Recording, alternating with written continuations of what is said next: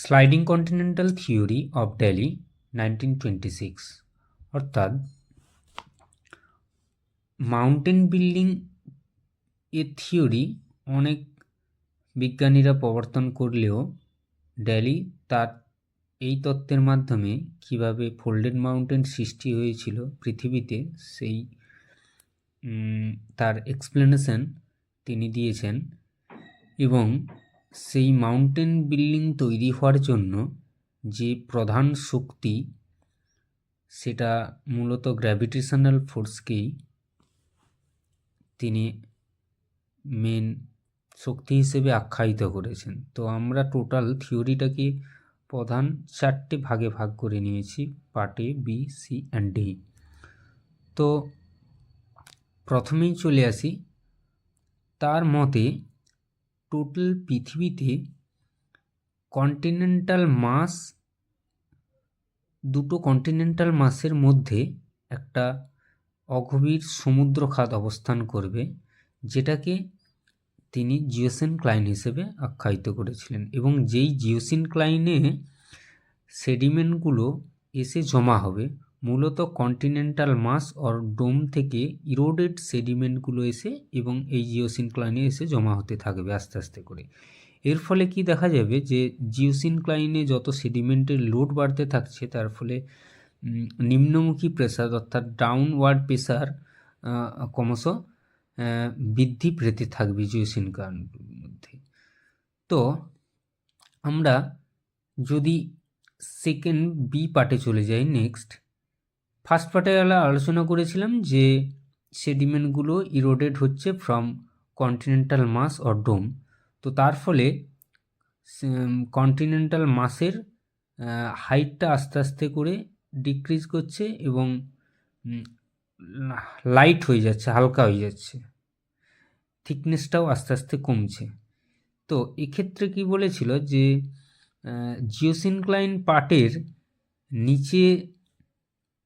নিচের কি হচ্ছিল যে ডেন্স ম্যাটেরিয়ালগুলো তখন কি করবে, যে কন্টিনেন্টাল মাসের দিকে ট্রান্সফার হতে থাকবে। যেহেতু কন্টিনেন্টাল মাস থেকে সেডিমেন্টগুলো ইরোডেড হয়ে চলে এসে জিওসিনক্লাইনতে জমা হচ্ছে, তার ফলে জিওসিনক্লাইনের উপর প্রেসার বাড়ছে। সেই প্রেসারের ফলে জিওসিনক্লাইনের তলদেশে যে ম্যাগমা বা ডেন্স ম্যাটেরিয়ালগুলো আছে, সেই ম্যাটেরিয়ালগুলো কন্টিনেন্টাল মাসের দিকে, দুই পাশে কন্টিনেন্টাল মাসের দিকে ট্রান্সফার হতে থাকবে। এর ফলে দেখা যাবে যে কন্টিনেন্টাল মাসের হাইট আবার গ্র্যাজুয়ালি ইনক্রিজ করছে। ঠিক আছে, তো এই প্রসেস চলতে থাকলে পার্ট 3তে আমরা দেখব কি, যে কন্টিনেন্টাল যদি ডোম এবং বা মাসের হাইট ক্রমশ ইনক্রিজ করছে, তার ফলে কি হবে যে কন্টিনেন্টাল ডোমের সাইজ বেশি বৃদ্ধি পাচ্ছে, তার ফলে যে সাইড ওয়ার মুভমেন্ট অর্থাৎ কন্টিনেন্টাল ডোম ক্রমশ কী করবে, তারা একে অপরের দিকে এগিয়ে আসতে থাকবে টুয়ার্ডস দ্য ওশিয়ান, অর্থাৎ যেটাকে আমরা জিওসিনক্লাইন হিসেবে বলেছি। তো এইভাবে যদি ক্রমশ ডোমগুলো দুই পাশে এগিয়ে আসতে থাকে, তো কি করবে, যে জিওসিনক্লাইনের উপর এক প্রকার প্রচণ্ড প্রেসার ক্রিয়েট করছে। সেই প্রেসারের ফলে ওশানিক বেড বা জিওসিনক্লাইনটা কী করবে, ব্রেক করবে, ভেঙে যাবে। ভেঙে গেলে কি হবে, পার্ট ডিতে আমরা লক্ষ্য করব যে লাস্ট পার্ট যেখানে ফোল্ডেড মাউন্টেনটা তৈরি হয়েছিল, যে কন্টিনেন্টাল মাস অর ডোমের একটা পার্ট যেটা কিনা ভেঙে জিওসিনক্লাইনের তলদেশে প্রবেশ করে যাবে, যার ফলে জিওসিনক্লাইনে অবস্থিত সেডিমেন্টটা ভাঁজপ্রাপ্ত হয়ে স্কুইচ হয়ে কি করবে, ভঙ্গিল পর্বতের আকার ধারণ করবে।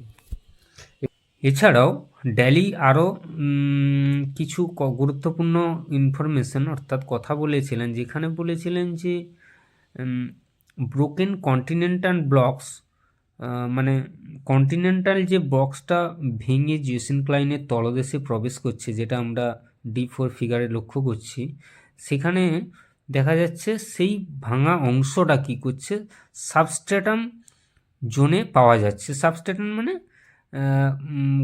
ক্রাস্টের থেকে নিচে কোনো একটা তল, সেটা সেইখানে লক্ষ্য করা যাচ্ছে। কেন লক্ষ্য করা যাচ্ছে সেটার কারণ হিসেবে বলছে, যেহেতু কন্টিনেন্টাল ডোম অর মাসের ডেনসিটি সাবস্ট্রেটামের থেকে বেশি বলে, তাই সেই ভারী ডেনসিটির পদার্থটা এসে ওই হালকা ডেনসিটিতে এসে অবস্থান করছে। এটাই তার হচ্ছে বক্তব্য। এবং তার মতে আরেকটাও কথা বলেছিলেন যে জিওসিনক্লাইনের সেডিমেন্টের ডেনসিটি সাবস্ট্রেটামের থেকে কম হওয়ার জন্য সেই জিওসিনক্লাইনের সেডিমেন্টগুলো নিচে না এসে সে ভাঁজপ্রাপ্ত হয়ে ভঙ্গিল পর্বত ধারণ করছে। এটা হচ্ছে তার বক্তব্য অ্যাকর্ডিং টু ড্যালি। তো আমরা এবার আসবো তার সমালোচনায়, অর্থাৎ এই থিওরিটার কতটা সঠিকভাবে বিজ্ঞানসম্মতভাবে এক্সপ্লেনেশন করেছেন এবং কোন জায়গাগুলো এখনও ডিফল্ট রয়ে গেছে, সেটা হচ্ছে ফার্স্ট।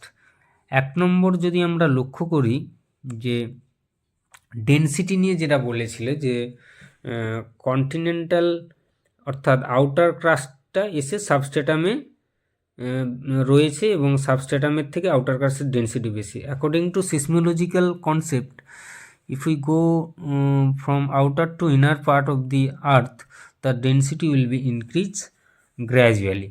So তাহলে এক্ষেত্রে আমরা কোনোভাবেই এই ড্যালির তত্ত্বের এই যে বলেছিলেন যে আউটার কাস্টের ডেনসিটি সাবস্ট্রেটামের থেকে বেশি, সেটাকে কোনোভাবেই মেনে নেওয়া যাচ্ছে না। 1 2 ড্যালির কনসেপ্টে বলেছিলেন যে geosyncline is one type of oceanic beds. So আমরা কিন্তু অ্যাকচুয়ালি জিওসিনক্লাইন যেটা হিসেবে দেখে এসেছি, একটা জিওসিনক্লাইন যে ন্যারো জোন অ্যাবাউট জিওসিনক্লাইন, ন্যারো একটা পার্ট যেখানে সেডিমেন্টগুলো এসে জমা হবে, স্যালো ওশিয়ান বেসিন, সেটা একটা বৃহৎ ওশিয়ানের একটা হয়তো ছোট্ট একটা সাব ওশিয়ানকে হিসেবে ধরছে, কিন্তু ড্যালি সেখানে জিওসিনক্লাইনকে একটা বৃহৎ ওশিয়ান হিসেবে ধরছে, যেখানে কিন্তু বাস্তবেও সম্ভব নয় যে একটা ওশিয়ানকে সেডিমেন্ট দ্বারা ডিপোজিট অর্থাৎ ভরিয়ে দেওয়া যাবে। এবং এতটাই কন্টিনেন্টাল ডোমের বড় নয়, মানে এতটাই বড় বড় কন্টিনেন্টাল ডোম নয় যে ওই ওশিয়ানটাকে ভরিয়ে ফেলতে পারবে এবং এতটাই প্রেসার দেবে যাতে ওই বড় বৃহৎ ওশিয়ানটাকে ভাঁজ করিয়ে ফোল্ডেড মাউন্টেন তৈরি করাবে। 3 নম্বর যদি আমরা লক্ষ্য করি, তার প্রধান কন্টিনেন্টাল মাসগুলোর চালিকা শক্তি হিসেবে তিনি গ্র্যাভিটেশনাল ফোর্সগুলোকে হিসেবে ব্যাখ্যা করেছিলেন, কিন্তু এক্ষেত্রে প্রপার এক্সপ্লেনেশন বা বৃহৎভাবে যে তিনি গ্র্যাভিটেশনাল ফোর্সটাকে এক্সপ্লেনেশন করেছেন তার তত্ত্বে বা থিওরিতে, সেই জায়গাটা কিন্তু আমরা সেরকমভাবে লক্ষ্য করতে পারিনি। তো এইগুলোই আমরা হিসেবে ধরব।